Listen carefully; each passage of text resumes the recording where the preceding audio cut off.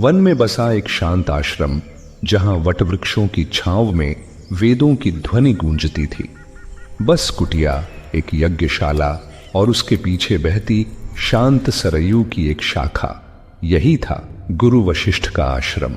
और आज 4 राजकुमार उसके द्वार पर थे, राम, लक्ष्मण, भरत और शत्रुघ्न।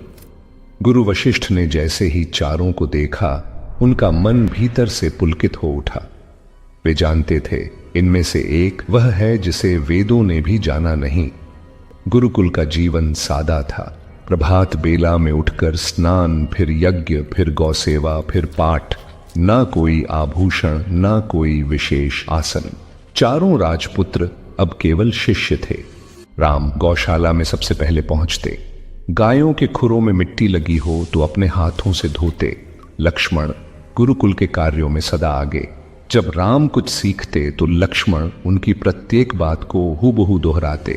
भरत शास्त्रों के प्रति गंभीर, नीति, न्याय, दर्शन भरत जैसे जन्मजात जानते हों।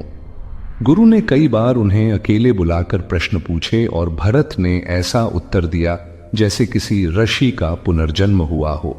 शत्रुघ्न गुरुकुल के अन्य सेवकों का सहारा, कभी किसी की चटाई उड़ जाए तो पकड़ लाते, कभी रसोई में लकड़ी कम हो तो दौड़कर वन से ले आते। रात्रि को जब अन्य शिष्य थक कर सो जाते, तब राम, लक्ष्मण, भरत और शत्रुघ्न दीपक के सामने बैठकर श्लोकों की पुनरावृत्ति करते। कभी कभी राम मंत्रों के बीच कुछ रुक जाते और पूछते, गुरुदेव, इस ऋचा का यह अर्थ भी तो हो सकता है। वशिष्ठ कुछ क्षण चुप रहते, फिर कहते, हाँ राम, यही तो उसका गूढ़ अर्थ है जो अब तक मुझसे छिपा था। तुलसीदास जी कहते हैं, शांत स्वरूप सरल स्वभाव, वेद वेदांग निह सुख चाऊ। श्री राम का स्वरूप शांत, स्वभाव सरल, पर वे वेद और वेदांग के सहज ज्ञाता थे। और फिर एक दिन एक तेज हवा चली, वृक्ष झुकने लगे। आश्रम की छत के ऊपर एक सूखा डाल गिरा। सब चौंके। राम ने सिर ऊपर उठाकर बस देखा और वह डाल जमीन को नहीं लगी। हवा की दिशा पलटी और वह डाल एक ओर फिसल गई। लक्ष्मण बोले, भैया आपने कुछ किया?